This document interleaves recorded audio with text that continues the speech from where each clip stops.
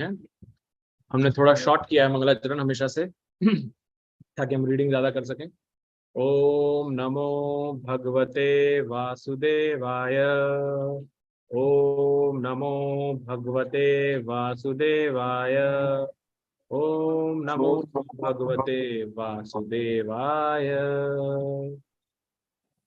नारायणं नमस्कृत्यं नरं चैव नरोत्तमं देवीं सरस्वतीं व्यासं ततो जयमुदीरये।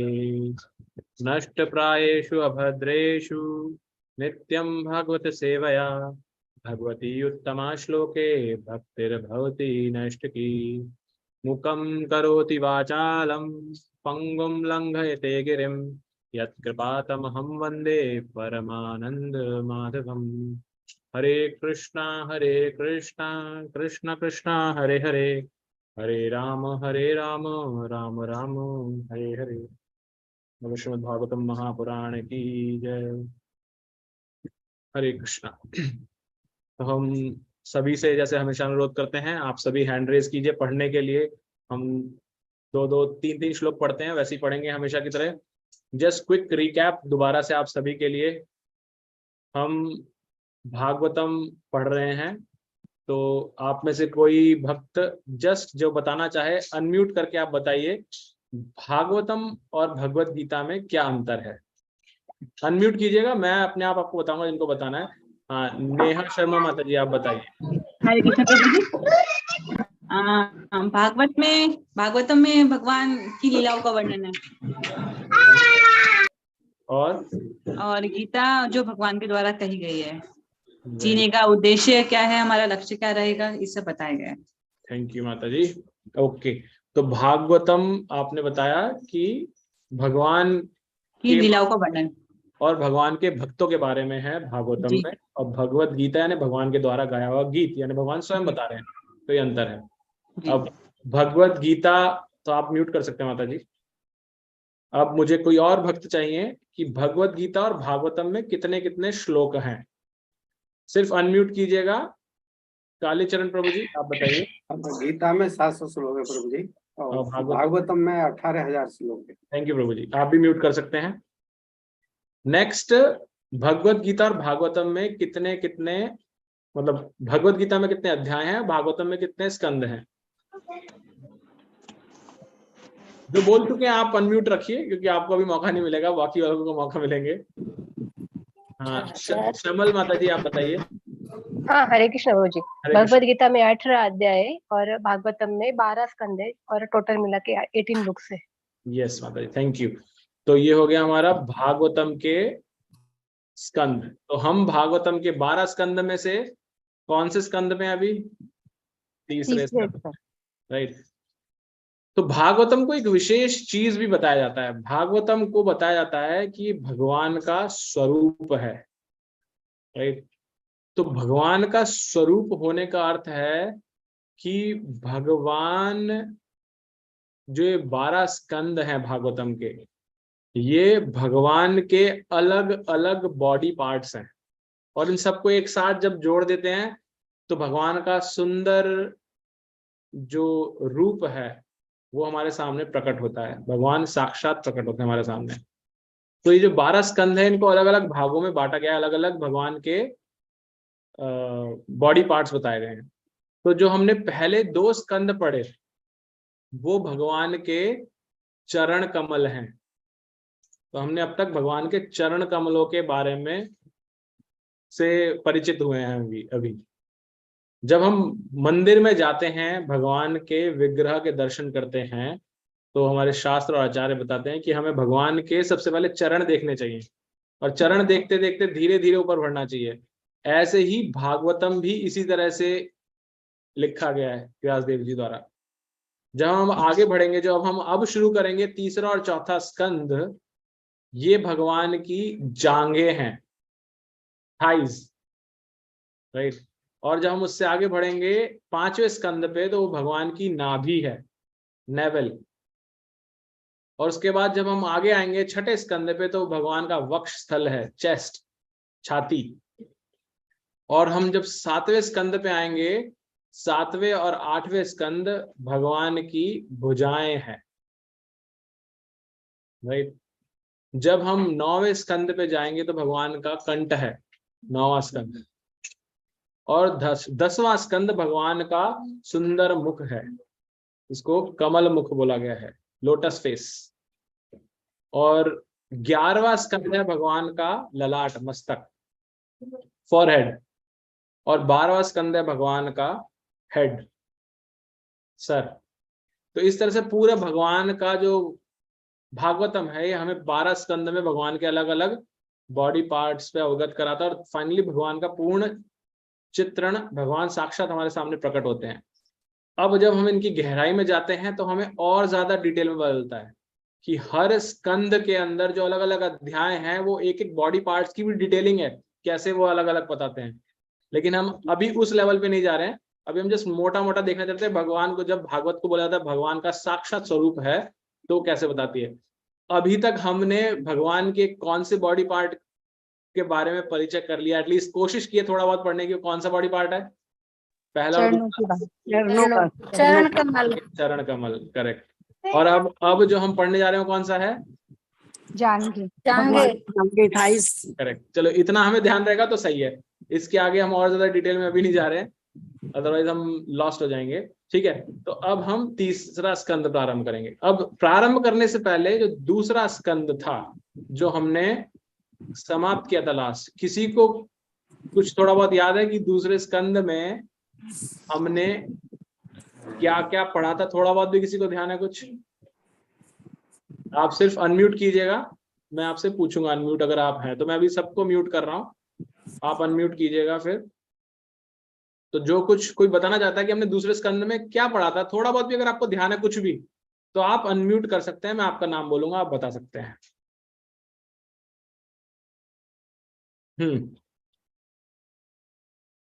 ओके, कोई भी नहीं है दूसरे स्कंद में हमने क्या पढ़ा? Very good.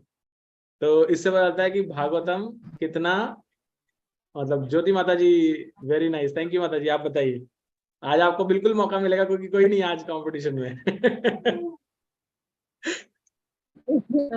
कंपटीशन कैसे दृष्टि का परिक्रम बताया, मीन्स क्रम बताया है। और मुझे इतना याद नहीं, लेकिन परीक्षित महाराज का कैसे, मीन्स कलयुग कैसे आरंभ हुआ, परीक्षित महाराज कैसे भ्रमित हुए कलयुग के द्वारा, ये बताया गया है। थैंक यू माता जी। तो हम आगे बढ़ने से पहले शमल माता जी आप बताना चाहेंगे? हाँ प्रभु जी, ब्रह्मांड की मतलब क्रिएशन कैसा हो ने बताया ना, मतलब ब्रह्मांड की कैसे उत्पत्ति हुई है। करेक्ट करेक्ट, थैंक यू माता जी। भक्तों की 3 श्रेणियां भी बताई। भक्तों की 3, यस माता जी।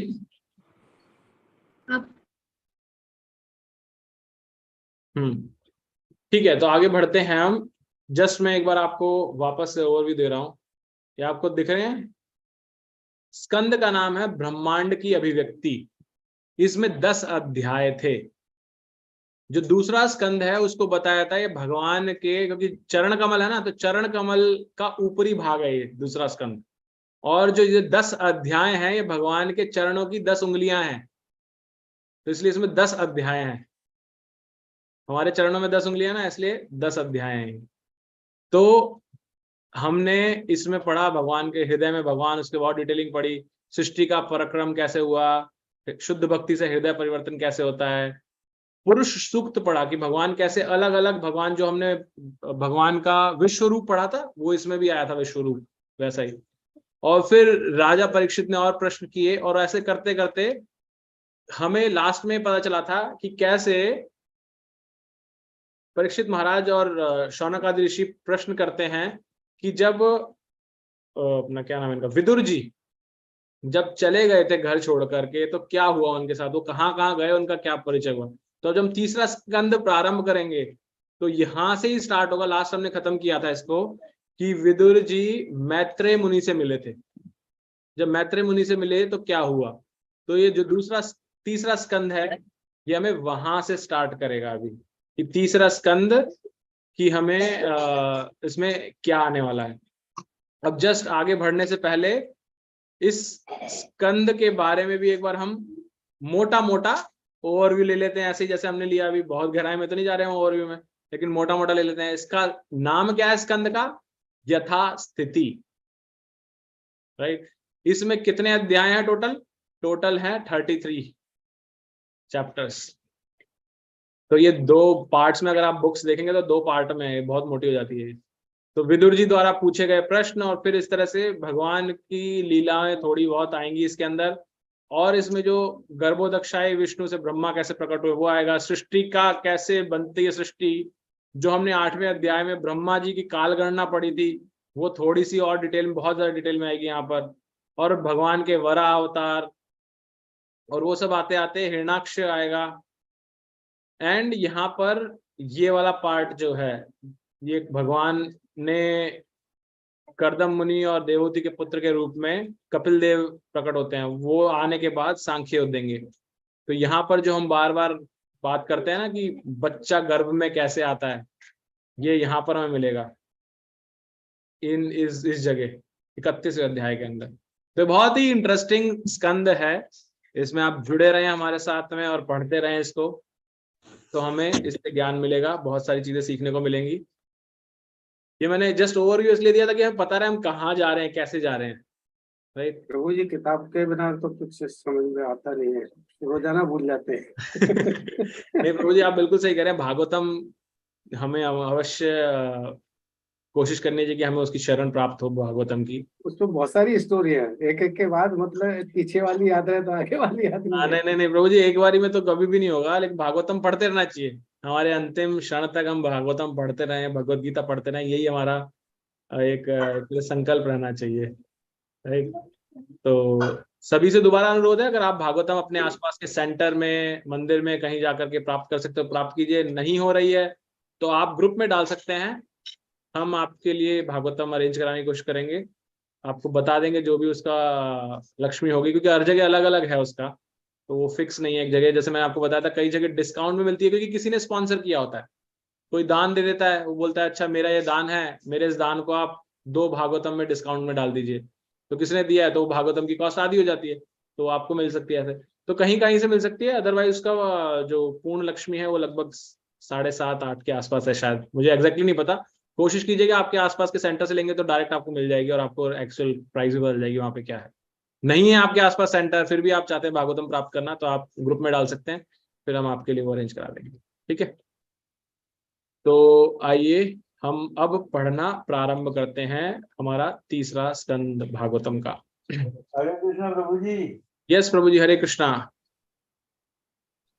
प्रभु जी पिछली दफे जब हमने भागवतम शुरू किया था, यस प्रभु जी, तो नंबर 280 श्लोक नंबर 12 विदुर प्रश्न तक हम हो चुके थे, 21 मार्च तक।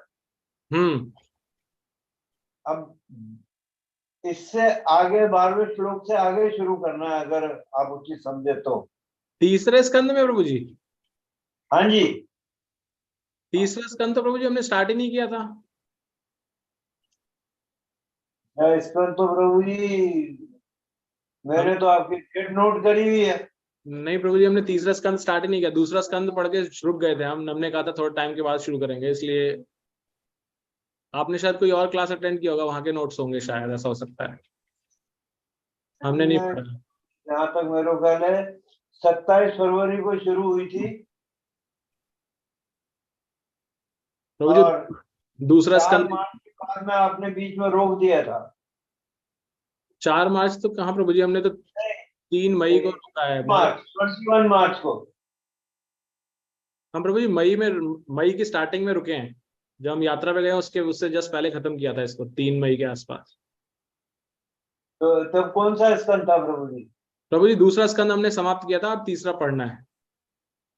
हाँ प्रभु जी, दूसरा समाप्त करने के बाद तीसरा में, यहाँ तक मेरे पास तो नोट है आपकी जानकारी, दूसरा भी आपके साथ में शुरू किया था। हाँ तो तीसरा भी शुरू करना है, कोई बात नहीं, इस पर डिबेट करने कोई मतलब नहीं ना प्रभु जी, अभी तीसरा पढ़ते हैं, शुरू करते हैं, वरना टाइम ऐसे निकल जाएगा सारा, है ना। तो अगर हो सकता है ठाकुर जी चाह रहे हैं आप 2-3 बार और पढ़े एक्स्ट्रा उन श्लोकों को जो आप पढ़ चुके हैं। ठीक है, तो आइए शुरू करते हैं। सभी भक्त, क्योंकि समय कम रह गया है तो मैं चाह रहा हूँ 2-2 श्लोक पढ़े सिर्फ, एटलीस्ट कुछ तो पढ़े हम। पंकज माता जी आपसे शुरू करते हैं। हरे कृष्णा प्रभु जी, थोड़ा सा बड़ा करना पड़ेगा, ये तो मेरे पास है नहीं किताब, थोड़ा सा। कहाँ से है ये? यहाँ से पांडवों से जी। यहाँ, सुखदेव हाँ। सुखदेव गोस्वामी ने कहा, अपना समृद्ध घर त्याग कर जंगल में प्रवेश करके महान भक्त राजा विदुर ने अनुग्रहकारी मैत्रेय ऋषि से यह प्रश्न पूछा, पांडवों के रिहायशी मकान के विषय में और क्या कहा जा सकता है? श्री कृष्ण सबों के स्वामी श्री कृष्ण तुम लोगों के मंत्री बने। वे उस घर में इस तरह प्रवेश करते थे मानो वह उन्हीं का अपना घर हो, और वे दुर्योधन के घर की ओर कोई ध्यान ही नहीं देते थे। हरे कृष्णा माता जी। हरे कृष्णा प्रभु। विमला माता जी आप पढ़िए नेक्स्ट। कृष्णा प्रभु जी। पढ़िए माता जी। राजा ने सुखदेव गोस्वामी से पूछा, संत विदुर तथा अनुग्रहकारी मैत्रेय मुनि के बीच कहाँ भेंट हुई तथा विचार विमर्श हुआ। हे प्रभु, कृपा करके यह कहकर मुझे कृत्य करे। जिस राजा ने सुखदेव गोस्वामी से पूछा,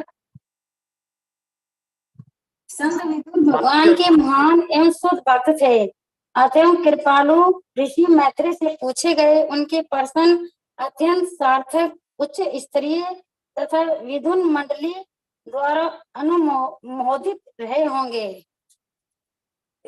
हरे कृष्णा माता जी, आवाज साफ नहीं आ रही थी माता जी, तो मैं एक बार दोबारा पढ़ता हूँ श्लोक को।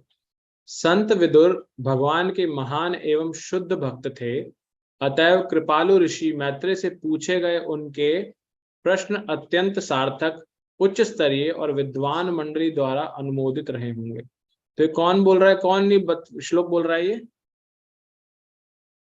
ये राजा परीक्षित बोल रहे हैं सुखदेव गोस्वामी को। पूछ रहे हैं कि मैत्रेय मुनि से मिलने से पर विदुर जी ने क्या प्रश्न किए, क्योंकि मुझे ऐसा लगता है वो जितने इंटेलिजेंट थे तो उनके प्रश्न भी बहुत इंटेलिजेंट होंगे, और वो मुझे जानना चाहता हूं ताकि जब आप प्रश्न बताएंगे तो उत्तर भी मिलेंगे मुझे। कई बार हमारा खुद का दिमाग नहीं चलता कि क्या प्रश्न किया जाए, तो आप ये कर सकते हैं कि अरे उसने तो प्रश्न किया होगा, उसने क्या प्रश्न किए थे वो बताओ, तो डायरेक्ट हमें बहुत ज्यादा नॉलेज का प्राप्त हो जाती है एक साथ ही। ये हमने पढ़ा। नेक्स्ट कल्पना माता जी आप पढ़िए। जी प्रभु जी। हरे कृष्ण। हरे कृष्ण। श्री सूत गोस्वामी ने कहा, महर्षि सुखदेव गोस्वामी अत्यंत अनुभवी थे और राजा से प्रसन्न थे, अतः राजा द्वारा प्रश्न किए जाने पर उन्होंने उनसे कहा, कृपया इस विषय को ध्यान पूर्वक सुने।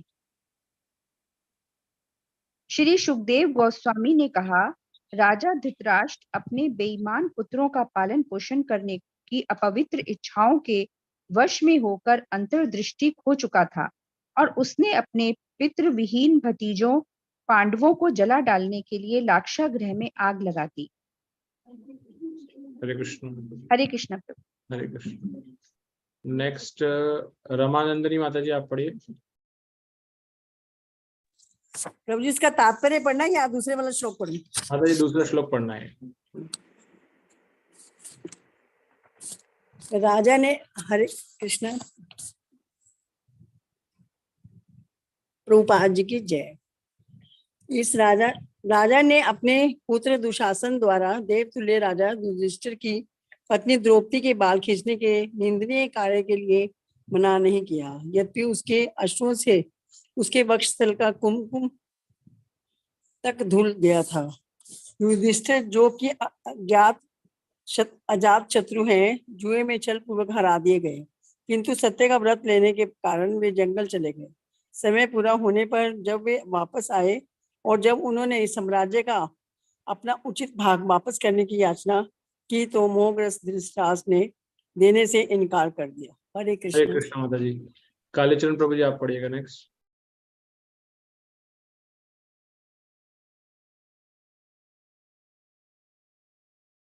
प्रभु जी आप म्यूट हैं, स्टार्टिंग से पढ़िएगा अर्जुन से।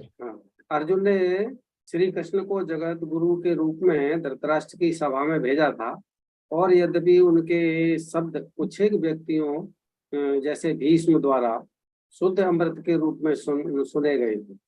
किंतु जो लोग पूर्व जन्म के पुण्य कर्मों के लेश मात्र से भी वंचित थे, उन्हें वे वैसे नहीं लगे। राजा धृतराष्ट्र या दुर्योधन ने कृष्ण के शब्दों को गंभीरता पूर्वक नहीं लिया।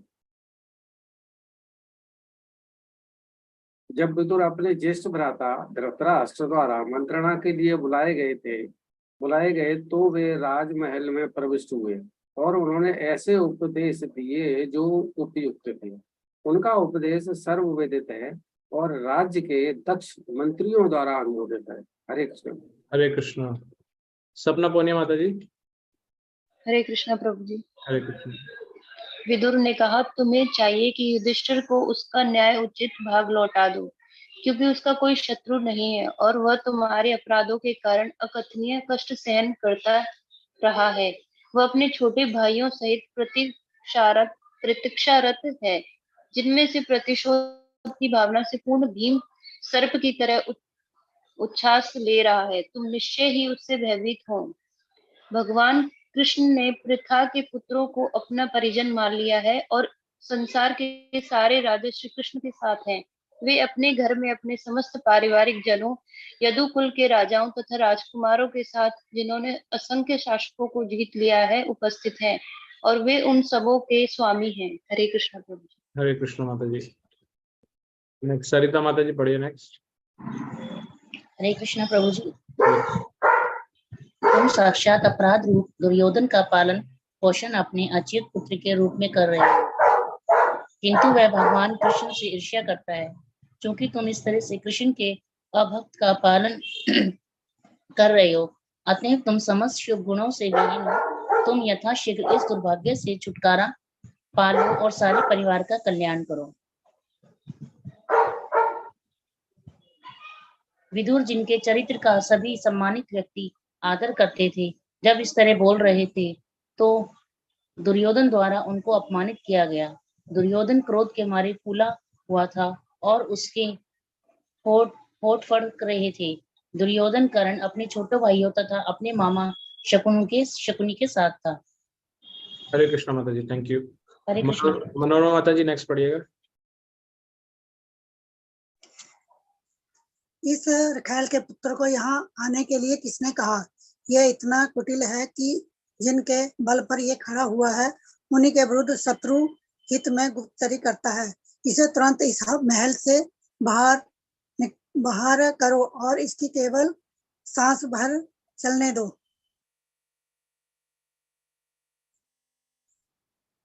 इस तरह अपने कानों से होकर बाणों द्वारा भेदे गए और अपने हृदय के भीतर मर्माहत विदुर ने अपना धनुष दरवाजे पर रख दिया और अपने भाई के महल को छोड़ दिया। उन्हें कोई खेद नहीं था, क्योंकि वे माया के कार्यों को सर्वोपरि मानते थे। हरे कृष्ण। हरे कृष्ण माता जी। तो इसमें हो क्या रहा है, विदुर जी एक्चुअल में धृतराष्ट्र को समझा रहे थे कि तुम एक अभक्त का पालन पोषण कर रहे हो, उस अभक्त का संग त्याग दो। जो अभी हम संग की बात कर रहे थे ना, इस मिट्टी के संग में आगे कीचड़ बन जाता है वही पानी, और एक में मोती बन जाता है। तो विदुर समझा रहे थे कि तुमने गलत संग ले रखा है, तुम्हें संग का त्याग करो। लेकिन ये दुर्योधन वहां सुन लेता है तो वो भड़क जाता है, उल्टा वो गलत बोलने लगता है। आगे बढ़ते हुए शिल्पा माता जी आप पढ़िएगा नेक्स्ट। हरे कृष्ण प्रभु जी। अपने पुण्य के द्वारा विदुर ने पुण्यात्मा कौरवों के सारे लाभ प्राप्त किए। उन्होंने हस्तिनापुर छोड़ने के बाद अपने अनेक तीर्थ स्थानों की शरण ग्रहण की, जो कि भगवान के चरण कमल है। उच्च कोटि का पवित्र जीवन पाने की इच्छा से उन्होंने इस पवित्र स्थानों की यात्रा की, जहाँ भगवान के हजारों दिव्य रूप स्थित है। वे एकमात्र कृष्ण का चिंतन करते हुए अकेले ही विविध पवित्र स्थानों तथा यथा अयोध्या, द्वारका तथा मथुरा से होते हुए यात्रा करने निकल पड़े। उन्होंने ऐसे स्थानों की यात्रा की जहाँ की वायु, पर्वत, बगीचे, नदियां, झीलें तथा निष्पाप थी, और जहाँ अनंत के विग्रह मंदिरों की शोभा बढ़ाते हैं। इस तरह उन्होंने तीर्थ यात्रा की प्रगति संपन्न की। हरे कृष्ण प्रभु जी। हरे कृष्ण माता जी। नेक्स्ट राकेश वेदी प्रभु जी आप पढ़िएगा।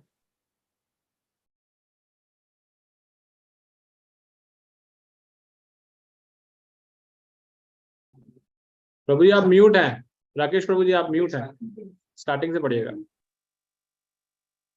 हरे कृष्ण प्रभु जी। इस तरह पृथ्वी का भ्रमण करते हुए उन्होंने भगवान हरि को प्रसन्न करने के लिए कृत कार्य किए। उनकी वृत्ति शुद्ध और स्वतंत्र थी। वे पवित्र स्थानों में स्नान करके निरंतर शुद्ध होते रहे। यद्यपि वे अवधूत वेश में थे, न तो उनके बाल संवरे हुए थे और न ही लेटने के लिए उनके पास में बिस्तर था। इस तरह वह अपने तमाम परिजनों से अलक्षित रहे। इस तरह जब वे भारतवर्ष की भूमि में समस्त तीर्थ स्थलों का भ्रमण कर रहे थे तो वे प्रभास क्षेत्र में गए। उस समय महाराज युधिष्ठिर सम्राट थे और वे सारे जगत को एक सैन्य शक्ति तथा एक ध्वजा के अंतर्गत किए हुए थे। हरे कृष्ण। थैंक यू प्रभु जी। शमल माता जी आप पढ़िएगा नेक्स्ट।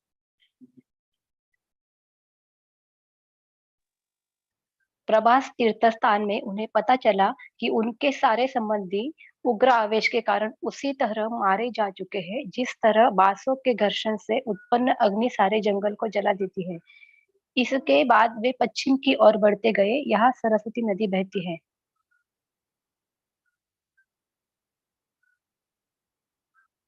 सरस्वती नदी के तट पर 11 तीर्थस्थल थे जिनके नाम है त्रित, उष्णा, मनु, पृथु, अग्नि, असित, वायु, सुदास, गोह तथा श्राद्धदेव। विदुर इन सबों में गए और ठीक से कर्मकांड किए। हरे कृष्ण। हरे कृष्ण माता जी। विद्या माता जी आप पढ़िएगा।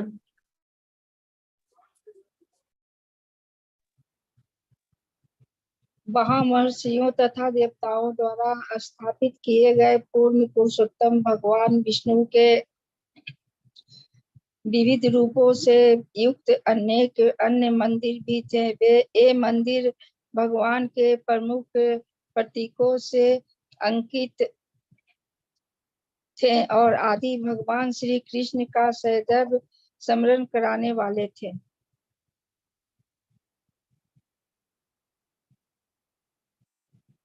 तत्पश्चात वे अत्यंत धनवान प्रांतों तथा सूरत, सावीर और मत्स्य से होकर तथा कुरु जांगल नाम से विख्यात पश्चिमी भारत से होकर गुजरे। अंत में वे यमुना के तट पर पहुंचे जहां उनकी भेंट कृष्ण के महान भक्त उद्धव से हुई। हरे कृष्ण। थैंक यू माता जी। अनुपम चंपकलता माता जी आप पढ़िए नेक्स्ट।